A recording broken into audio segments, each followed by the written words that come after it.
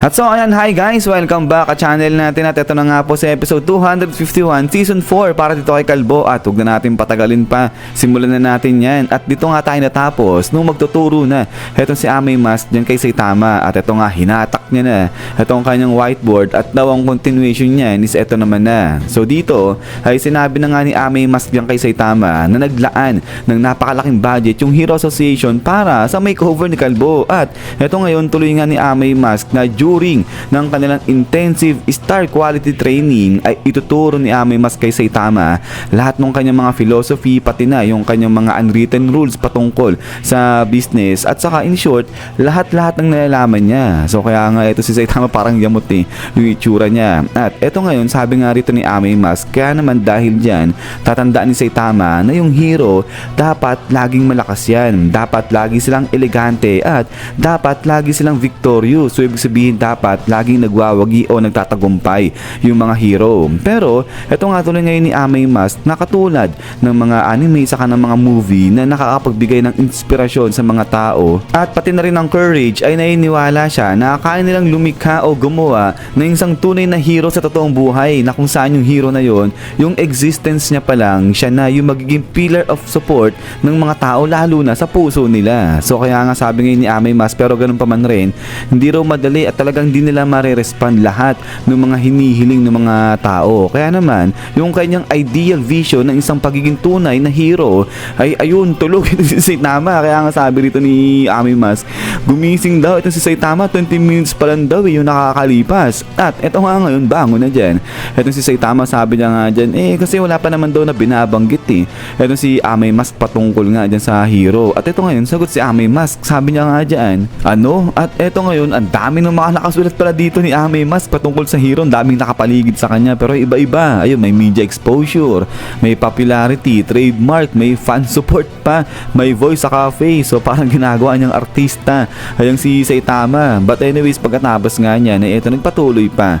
Ito si Amay Mask, sabi niya nga dyan, yung itsura, importante rin yan sa pagiging hero. Kasi kapag maayos ka nga araw, yung pogi ka, maganda ka, yung maganda ka nga tignan ganyan, ay naapektuhan nito yung approval rate mo. So kumbaga mas tumataas yung approval rate mo sa mga tao. Pero ito nga si Saitama nakakatulog siya, nagulat pa siya kasi nga tinatap na ni Amay Mask yung kanyang whiteboard. Sabi niya nga dyan, nakikinig daw ba itong si Saitama? At ayun, sabi nga ngayon ni Amay Mask kasi yung sa pagdating dito sa style ni Saitama, pangit daw sabi niya ganyan. So yung mga pormahan nito ni Saitama hindi raw maganda. Kaya ito sabi ni Amay Mask, sige nag-decide na siya.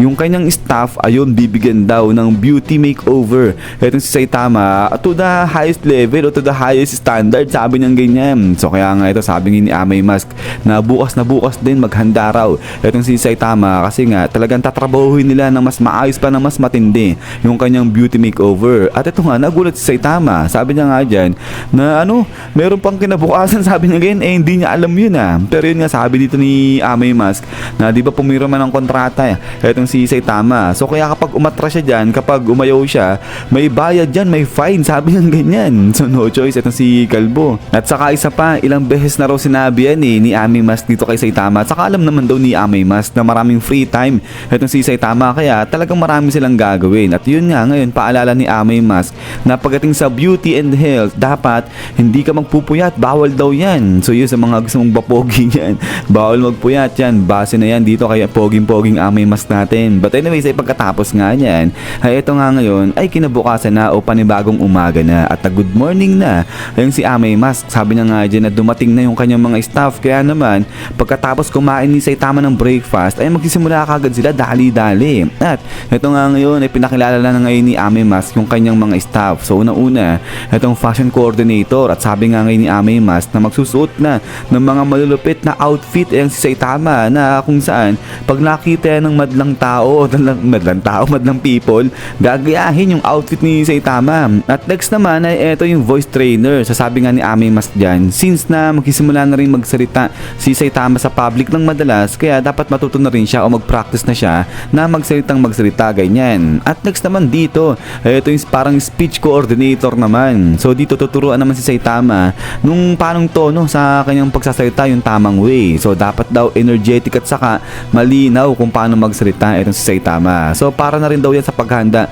sa kanyang future na mga single release yun. So parang papakantayin pa itong si Kalbo natin. At next naman, ay eto na, yung hairstylist nila. So yun, ang tindi hairstylist Kalbo nga si Saitama. But anyways, ay pagkatapos nga niya, ay eto naman, si Manong. At eto, yung parang sa facial expression na expertise. So dito tuturuan si Saitama kung paano ngumiti-ngiti sa public. At pati na rin yung kanyang tamang expression habang nakikipaglaban siya. So sa mga bata, dapat daw laging nakangiti si Saitama. Habang sa kabilang banda naman, kapag nakikipaglaban si Kalbo, dapat sharp yung itsura niya. Sabi nilang ganyan. At next naman dyan, eto si Manong. At eto si Manong, character design naman yung kanyang tatrabahuhin kay Saitama. So sa part na to, ang gagawin nila dyan, tatrabahuhin nga nila yung costume ni Saitama, yung kanyang hero name, pati na yung kanyang final move kapag nakikipaglaban siya, pati na sa mga ginagawa niyang hero activities. So lahat daw yan magkakaroon ng complete makeover. So yung babaguhin talaga nila totally yung style ni Kalbo. At eto nga ngayon, biglang sabi nga ni Ami Mask, etong costume ni Saitama kasi diba sa online niya lang daw binili yan.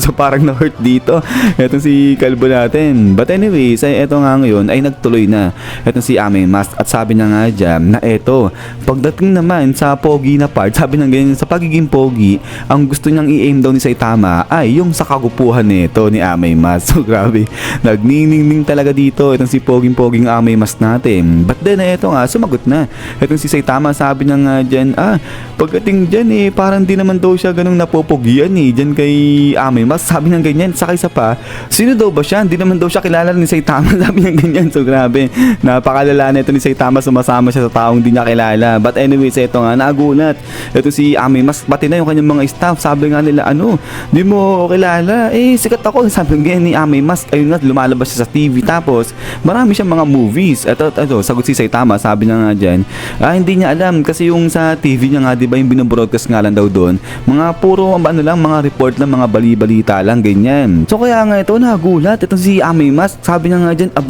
ang tindi nito ni Saitama, nagtatrabaho siya bilang hero, gumagawa siya ng mga hero activities, ganyan, nang wala siyang nalalaman kung ano yung nangyayari sa mundo. At ito nga, sabi ni Ami Mask, hindi ba nahihirapan dyan itong si Saitama sa ganyang style niya? So kaya nga ito, sabi ni Saitama, hindi naman daw, kasi after all, hobby niya lang daw itong ginagawa niyang pagiging hero. At ito nga ngayon, biglang parang napatulala dito itong si Ami Mask. Sabay sabi niya nga dyan, hobby? Hindi, baka ito na talaga yung tunay na spirit ng isang tunay na hero. At ito nga ngayon, question mark, itong si Kalbo, di niya naintindihan itong sinabi nga ni Ami Mask. Pero yung dali-dali, baling na itong si Ami Mask dito sa kanyang mga staff. Sabi niya nga dyan na, teka lang, muna sila, change of plan, sabi niya ganyan, kasi kailangan nila mag-usap ni Saitama nang silang dalawa lang. So kaya ito, kung maaari, mag-standby lang muna itong mga staff nga ni Ami Mask, tapos yun, tatawagin na lang sila kapag okay na, kapag kailangan na sila. At then pagkatapos nga nito is yan guys. So hanggang dito lang itong si episode 251 natin. So parang biglang na-alarma rito itong si Ami Mask sa mga sagutan ni Kalbo. Pero yun nga guys, ay hintay-hintay lang ulit para nga sa next episode natin dito. At ayan, ay maraming salamat sa walang samang pagsuporta sa channel natin guys. So yun, sa lagi mag-ingat, God bless nyo lahat at kita-kits tayo ulit.